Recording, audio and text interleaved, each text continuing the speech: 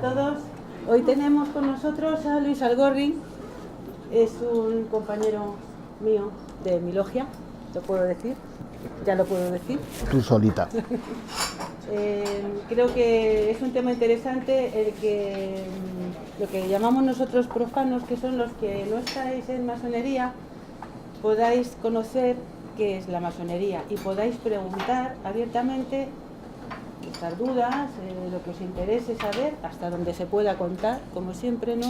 Porque se sabe todo cuando se está dentro, no se sabe todo cuando no se está dentro, ¿no? Eso en cualquier sitio, en cualquier lugar, en cualquier grupo.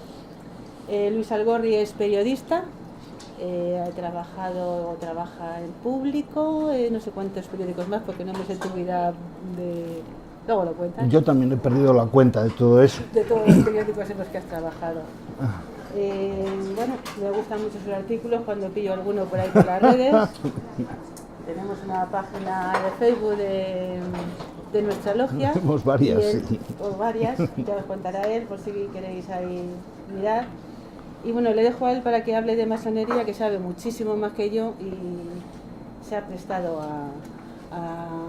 a venir aquí, a otra punta de Madrid, de donde él vive, que viene de viaje, de celebrar eventos con otros hermanos. Y bueno, pues ahí os lo dejo, que os cuente todo lo que él pueda decir y luego ya preguntáis todo lo que queráis preguntar. ¿Vale? Vale. Un aplauso para él.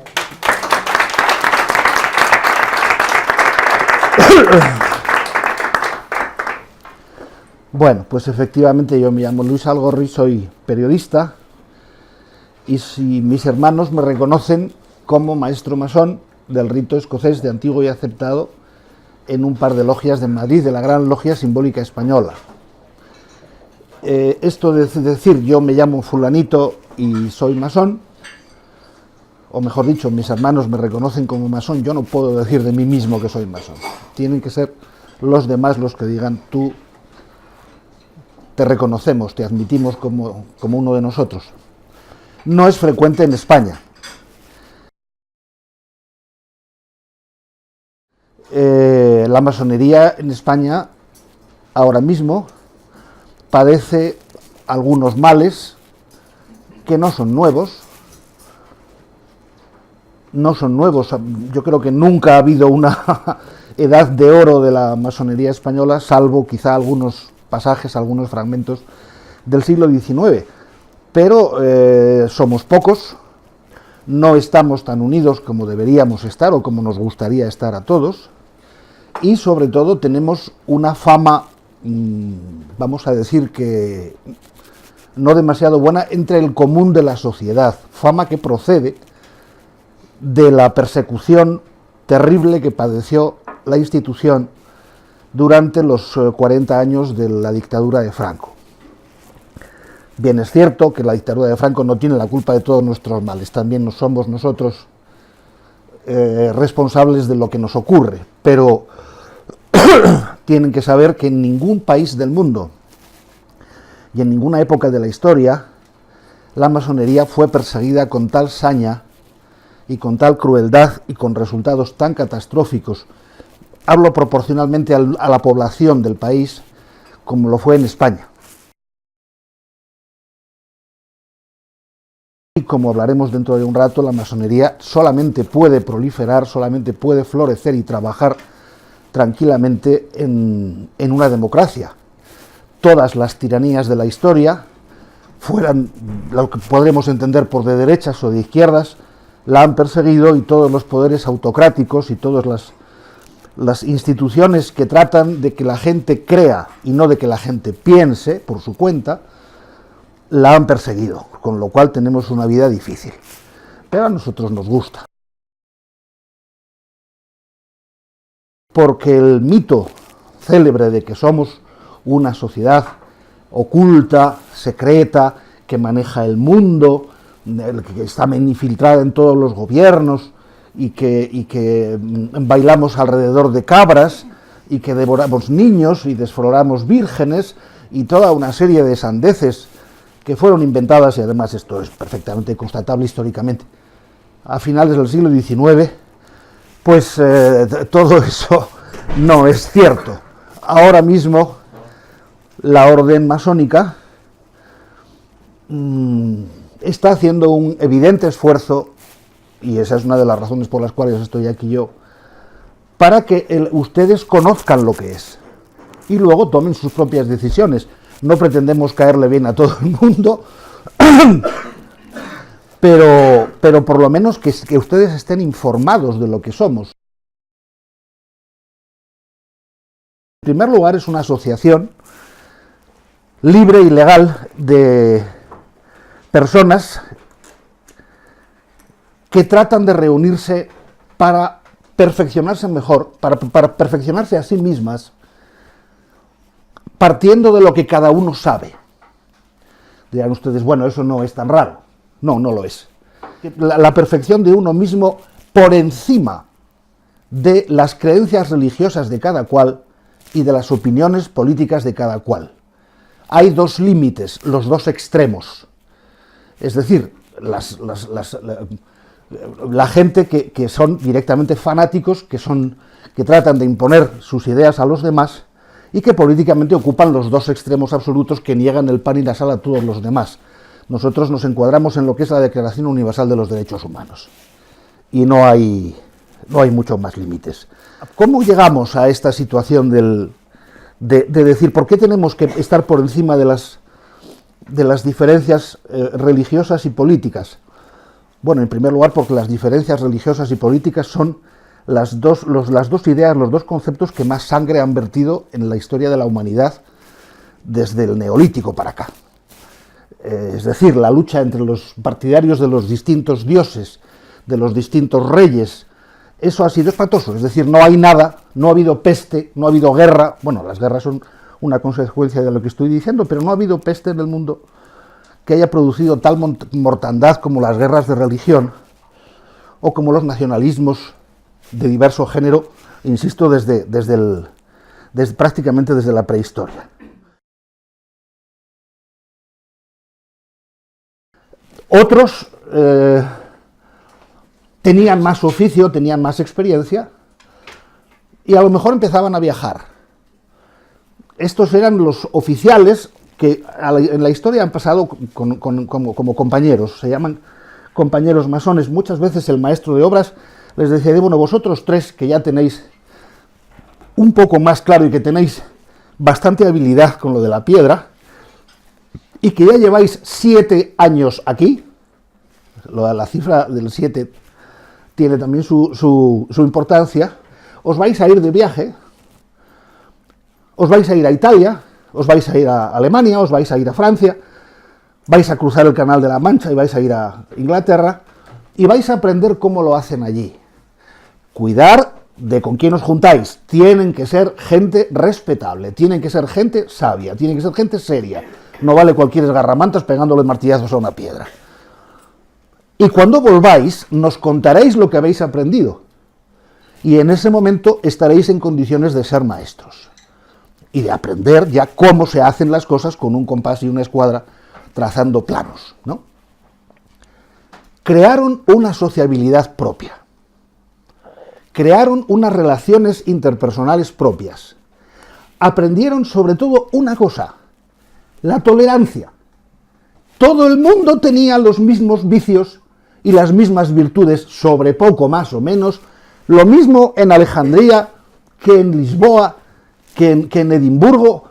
La gente era muy parecida en todas partes, aunque tuviera sus idiomas diferentes y sus peculiaridades y sus costumbres, y unos se casasen a una edad y otros a otra, y unos se enterrasen a sus muertos de una forma y otros de otra. Bien, pero en lo esencial todos eran parecidos. Sabían idiomas y sobre todo se dieron cuenta de eso. Tenían que respetar a los demás. Porque todos éramos los demás, todos eran los demás. Mi organización, la Gran Logia Simbólica Española, es absolutamente igualitaria desde 1992. A pesar de que todavía hay en el mundo una inmensa cantidad de logias que no dejan entrar a las mujeres. Esto es algo que, en mi opinión personal, tiene que desaparecer un día u otro, porque va en contra del sentido de la historia. Hoy día, en el siglo XXI, no es concebible que salvo en la conferencia episcopal, salvo en algunas sociedades gastronómicas vascas que cada día tienen las cosas peores, y en la masonería regular no dejen entrar a las chicas, pero ¿en nombre de qué? Es decir, es una cosa que no tiene defensa. ¿Qué ocurre? Que quizá la masonería británica está demasiado influida por una institución que existe hoy todavía en el Reino Unido y que procede del siglo XVII, que son los clubs a los que los caballeros elegantes de la buena sociedad van a reunirse solo ellos se quedan por supuesto en otro sitio, me iba a decir en casa, pero eso ahora mismo ya no tiene por qué ser así, y allí van a fumar, a hablar de lo que les apetece y a hacer negocios. Eso es lo que quizá, en mi opinión, impregna demasiado a la masonería que se llama a sí misma regular todavía hoy. ¿Qué rayos hacemos los masones allí metidos? Pues hemos heredado, mejor dicho, una sociabilidad en la que no nos podemos enfadar. Esto es impresionante. Nos dedicamos al estudio, nos dedicamos a ejercitar el libre pensamiento, que no es decir lo que cada uno le dé la gana, sino opinar, formarte tu criterio con responsabilidad y con la información más correcta posible. Y hablamos de los símbolos, que son casi la esencia. El lenguaje simbólico es la que procede de la Edad Media, es la esencia del funcionamiento de una logia, pero partiendo de la idea de que los símbolos no son signos ni son señales. Un signo o una señal habitualmente tiene un significado. Un símbolo no, un símbolo está abierto a la interpretación de cualquiera que sepa lo que está diciendo, que sepa de qué está hablando. De ahí que el lenguaje simbólico de la masonería sea perfectamente abierto. Aunque desde luego hay unos códigos, pues lo mismo que en el románico, lo que veías en una portada quería decir lo que quería decir y pocas cosas más. Ahora mismo el código que tenemos es mucho más amplio, pero funciona bien. Lo que hacemos es hablar, y es prodigioso esto, no hay que ganar en la discusión. Tienen uso de la palabra quienes lo tienen, que no son todos, y no hay que ganar en la discusión, porque no es una discusión. Simplemente tú te has pegado una paliza tremenda estudiando cualquier símbolo de la arquitectura. Puede ser la plomada, puede ser la llana, puede ser la escuadra, puede ser el compás, lo que sea. Puedes estar hablando de los derechos humanos, puedes estar hablando de los... yo qué sé, la crisis del Daesh o del ISIS, del Estado Islámico, la influencia puedes estar hablando de la democracia, puedes estar hablando de montones de cosas, y tú lo expones, la gente te escucha, hay un debate en el cual nadie contradice a nadie, sino que aporta información, no opiniones. Cuidado, porque esto es fundamental. En una logia no hay, bueno, a mí me parece que, no, perdone, lo que a usted le parezca es completamente irrelevante. Lo que tiene usted que hacer es aportar más información que el señor que se ha preocupado de hacer el trabajo, o no lo ha considerado relevante, o lo ha visto de otra manera. Usted tiene que añadir información. Y a partir de ahí, cada uno de nosotros se crea su propia opinión. Las religiones, las dinastías, incluso varias, por no decir todas, las culturas que se han ido desarrollando, o mejor que las culturas, las instituciones que han ido vertebrando la sociedad desde Göbekli Tepe, desde hace 30.000 años, tienen una tradición de la que se sienten orgullosos y que procuran enaltecer, mantener, respetar y pulir. La masonería no. La masonería no tiene una tradición, tiene varias. Es una acumulación de tradiciones. Esto es otra de las cosas que yo creo que la singulariza extraordinariamente. Es decir, buenas, ¿es aquí la masonería? Sí, pase. Yo es que soy estudiante de Cábala. Ah, muy bien, perfecto. ¿Alguna cosa más? Pues mira, así de pronto. Vale, pues siéntese, cuando le toque hablar se levanta, nos explica lo que usted sabe, o lo que usted ha investigado, nosotros lo escuchamos atentamente con mucha educación y mucha atención y sin interrumpirle ni una sola vez, y cada uno de nosotros decidirá si le interesa o no lo que nos está diciendo. Usted no viene a dar doctrina, usted viene a dar lo que sabe, tampoco su opinión, lo que sabe. Y nosotros cada uno de nosotros decidirá, después de un debate en el que el que sepa de esto añadirá más cosas, decidirá qué hacer con lo que usted nos ha contado a todos. Primero, no hay manera de enfadarse con ese sistema. Todos aprendemos de todos y todos filtramos conforme a nuestra propia manera de ser, de pensar, nuestra educación, filtramos lo que nos dicen y nos lo quedamos o no. Hola, yo es que me interesan mucho los templarios, pase y siéntese y cuando le toque, vale. Es que yo soy Hermes Trismegisto, perfecto. Yo es que soy ateo, pues venga, al fondo hay sitio. Es así. Es una acumulación de tradiciones. Nosotros tenemos, sigue habiendo los mismos grados que había en la masonería operativa que llamamos nosotros de los picapedreros. Están los aprendices, están los compañeros y están los maestros. Los aprendices no hablan en logia. ¿Por qué? Pues porque para enterarte de qué va el asunto tienes que estar callado y atender. Y cuando aprendas cómo funciona todo y cuando hayas interiorizado lo que llamamos el método masónico, que es exactamente lo que les estoy contando, la manera de funcionar, entonces ya sí, hablarás si tienes ganas, porque cuando pasas al segundo grado nos entra a todos un ataque de mutismo tremendo. ¿Por qué? Porque el silencio del aprendiz le está protegiendo de la equivocación, le está protegiendo de su error. Si estás callado viendo el tenis diciendo, la barbaridad que ha dicho este señor, cuando a mí me toque, no haré eso, estás aprendiendo. Porque pensamos que la masonería puede ser profundamente útil a la sociedad. Es decir, un sitio donde se junta la gente independientemente de tu credo y de tu partido político y buscamos convivir. ¿Convivir cómo? Porque aquí está el resultado del asunto.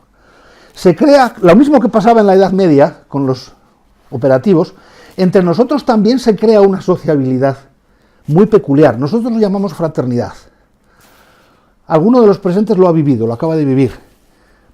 Hacerse masón es muy difícil, vamos, muy difícil, es complicado, es lento, es pesadito y tienes que demostrar que tienes una enorme paciencia. Pero en el momento en que termina tu iniciación, a mí no, la mía fue el 6 de junio de 2007. A mí no me habían abrazado tanto en toda mi vida. En toda mi vida. Aquello fue una tormenta de babas y de mimos y de mocos y tal, y de repente, es como si hubiera, yo que sé, ganado el Tour de Francia. Todo el mundo me abrazaba, me llamaba, venga hermano, ven acá, plas. Y digo, bueno, pues esta gente, ¿qué le pasa? ¿Es verdad o no es verdad? Bueno, ¿qué le pasa? Que de repente te has convertido en su hermano. Y se crea una lealtad, una hermandad, un cariño, un afecto que no necesita de conocimiento previo. No necesita. Ayer fueron 2 las personas que después de la incineración de nuestro hermano Paco tuvimos 2 iniciaciones. Claro, esta es una intensidad emocional difícil de soportar, porque pasas de la tristeza a la alegría de una manera demasiado rápida, pero bueno, coincidió así. A una de las 2 personas que se iniciaron en mi logia yo no la había visto en mi vida. Y bueno, pues de repente terminó el asunto y yo por fin le vi la cara la primera vez que le vi y digo, ven acá, ¡plas! ¡Qué bien lo has hecho! Porque tal cual. Es decir, se crea una lealtad, un cariño, un afecto, una fraternidad que no necesita de conocimiento previo. Tú eres mi hermano y yo hoy doy la vida, lo que haga falta, por los 2 que entraron ayer de la misma manera que los demás lo han hecho conmigo cuando lo he necesitado. Y eso no se queda en la logia, eso se traslada en la medida de lo posible al resto de la sociedad, al resto de la gente que te rodea. La parte ritualística procede de la Edad Media. Yo no conozco ningún ritual más bonito y, como es lógico, siendo de León y teniendo 60 y pico años, o 60 años, yo me he criado, tengo una educación católica, apostólica y románica. Románica Palentina, me atrevería a decir que es la más seria y la más... Yo he sido monaguillo, yo quería morirme en la playa de San Cián como misionero, como Francisco Javier. No he visto nunca un ritual más bonito que el ritual de iniciación de la masonería o algunos otros que llegan después. ¿Y esto por qué? Porque lo entiendo. Yo estaba harto de sentarme, levantarme, arrodillarme, persignarme, hacer todo género de gestos y decir todo género de cosas en cualquier idioma, fuera en latino o en español, sin saber lo que estaba haciendo. En el ritual de la masonería, que está decantado desde el siglo XI, ha ido evolucionando, ha ido cambiando, se ha ido adaptando a la sociedad, y ese es el secreto de la persistencia o de la pervivencia de la masonería actual. Todo lo que hacemos, cada gesto, cada palabra, cada frase, procede del trabajo humano, de la reflexión de la razón humana, de la trascendencia de la espiritualidad humana que a veces que te deja libre si tú quieres creer en un Dios o no. Pero la trascendencia humana está ahí. Es decir, es una construcción, una decantación de gestos y de maneras de proceder que producen resultados, bueno, el que lo probó lo sabe, como decía Lope de Vega. Yo he sido hasta hace muy pocos años jefe de cultura en la revista Tiempo, que ha desaparecido. Mi día de tenida con mis hermanos es un miércoles de cada 2. Y los miércoles en la revista Tiempo era el cierre de la revista, lo cual es muy estresante. Si alguien es periodista por aquí sabe lo que estoy diciendo. Hay que cerrarlo todo y después ya haces así, te quedas como más desinflado. Y luego nuestro querido director convocaba la reunión de temas para el número siguiente. Yo, vestido de negro, de los pies a la cabeza con la corbata puesta, porque yo en mi trabajo todo el mundo sabía que yo era masón, y cuando yo iba vestido con traje y corbata negros es que tenía tenida. La tenida empieza a las 7:30, a las 6 empieza alguno a sentarse. Bueno, ¿cómo quedó el Atleti? Bueno, y tal, llega otro, y yo así. Muchas veces me jugué en mi puesto de trabajo y dije, querido director, yo ya he cantado mis temas, ya me habéis dicho que sí y que no, lo siento, pero me tengo que ir. Entonces, el resultado es que yo llegaba a uña de caballo al templo, que afortunadamente no estaba demasiado lejos de la revista, estaba a unos 12 euros de taxi, que es como se miden las distancias. Yo llegaba en el último segundo, me daba el tiempo justo para quitarme el abrigo, ponerme el mandil, los guantes y tal. Y bueno, a mí me tocaban así y saltaban chispas porque estaba histérico, estaba nerviosísimo. Y yo sabía, 17 minutos. En 17 minutos eres otra persona. Y así era. Empieza el bellísimo ritual de la entrada al templo en una logia. Y poco a poco ves que te vas relajando, ya no estás cansado, ya no estás nervioso, se te coloca una sonrisa de idiota de las orejas que no eres capaz de quitar, por lo menos a mí no me pasa esto, a otros ellos sabrán, y aguantas 4 horas, no hombre, nunca son 4 horas, pero aguantas lo que te echen, poniendo atención en lo que te cuentan tus hermanos, llevando todo aquello de una manera que sea lo más productiva para mí y también para los demás. ¿Qué no es la masonería? Una secta. Nosotros no tenemos ningún gurú que nos diga lo que tenemos que pensar, todo lo contrario, en cuanto alguien dice algo que se sale de las normas que nosotros nos hemos impuesto a nosotros mismos, lo crujimos, porque no consentimos que se agreda nuestra libertad de pensar, ni siquiera entre nosotros. Lo primero es la independencia y el poco criterio.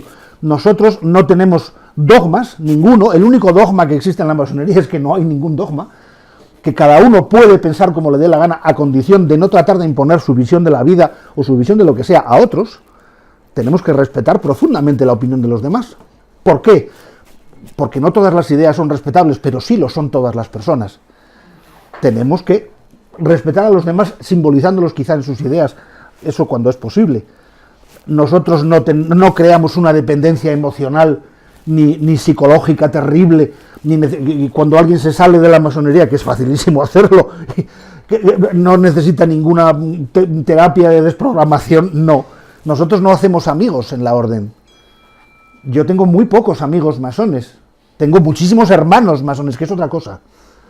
Pero amigos de los de salir de cañas y los de contarte según qué confidencias, no los hago allí. Eso no, la masonería no está para crear dependencias de ningún género, y tampoco te sacan el dinero. Hombre, nos pagamos nuestros vicios. Quiero decir que en nuestro local, nuestro templo, nos lo hemos comprado nosotros, lo hemos pagado nosotros, con nuestras cuotas mensuales. No nos gusta mucho que nos den dinero. Solemos tener mucha prevención con quien dice, os vamos a dar un local en Usera que va a ser la repanocha, porque eso va a... Uy, mire, perdone, si usted está tratando de comprar mi libertad de pensar y de actuar conforme yo quiera, va a ser que no. Quien entra en la masonería intentando trepar, conseguir influencias, perdón, hablo de nuestra masonería, hablo de la GLS, en otros no me voy a meter con nadie, pero en otros sitios no es exactamente lo mismo y en todos los países. Pero yo no he visto jamás a nadie meterse aquí para conseguir ni siquiera un puesto de trabajo, no ya un ascenso, no ya una mejora social. Sencillamente eso no es cierto, aunque es una de las acusaciones más viejas de toda la historia. En mi logia hay catedráticos, hay doctores en diversas disciplinas, hay desempleados, hay gente que tiene el bachillerato, hay gente que tiene el graduado escolar y hay gente que sencillamente no sabemos qué nivel. No importa. Una vez que entras, la puerta de nuestra logia es así, parecida a esta, y tiene dos columnas que simbólicamente recuerdan a las del Templo de Salomón, toda aquella historia. Una vez que entras por esas columnas y se cierran las puertas, allí nadie es ni catedrático, ni potentado, ni parado, ni nada. Somos todos iguales. Y lo que se busca no son las aptitudes de cada cual, sean en la carrera social, sean en tu cuenta bancaria, en tu graduación o en tu formación académica, sino las actitudes. Es decir, querer aprender de los demás, de lo que sepan. Cada uno comparte lo que tiene y entre todos conseguimos elevar el edificio de la fraternidad. Es así. Pero si yo no hubiera tenido ningún tipo de formación académica, me hubieran dejado entrar igual, porque lo que se busca, si tú le dices a María José, oye, ponme en contacto con alguno, ¿qué te vas a encontrar? Te vas a encontrar con una persona que te dice, ¿usted por qué quiere ser masón? ¿Qué le falta? Cuando alguien quiere hacerse masón le falta algo. A veces sabe lo que es y a veces no lo sabe, pero siempre le falta algo, hay algo que está buscando, algo que echa de menos, algo que no le deja dormir bien, algo que no tiene. No sabemos lo que es, pero tenemos que buscarlo entre todos, y a lo mejor acierta y en la masonería lo encuentra, a lo mejor tiene que buscar en otro sitio. Yo estoy muy orgulloso de ser masón. Lo único que lamento es la cantidad de tiempo que perdí porque no les encontraba. No sabía cómo dar con ellos. Pero estoy muy orgulloso de ser masón y estoy muy orgulloso de decírselo a ustedes, que son españoles del siglo XXI. Españoles y españolas. Porque en mi logia es tan bonita o más que la de Kipling. Y a mí me ha cambiado la vida. Quiero decir que me he enfrentado con mis carencias, que son muchas. Yo creo que soy mejor persona ahora que antes. Yo antes no sabía hablar en público. Pero esto lo he aprendido allí. Es decir que... Y creo que conocerse a uno mismo, arriesgarse a pensar, en vez de quedarse en la comodidad de creer lo que te mandan creer, sean unos o sean otros, arriesgarse a pensar, plantearte preguntas y empezar a resolverlas, es un camino más duro que la puñeta, es muy áspero, muy largo, dura toda la vida, pero yo me siento mejor, sabiendo que pienso así, por esto y por esto, que no creyéndome lo que me mandan creer. Y yo creo que ya es suficiente. Muchas gracias.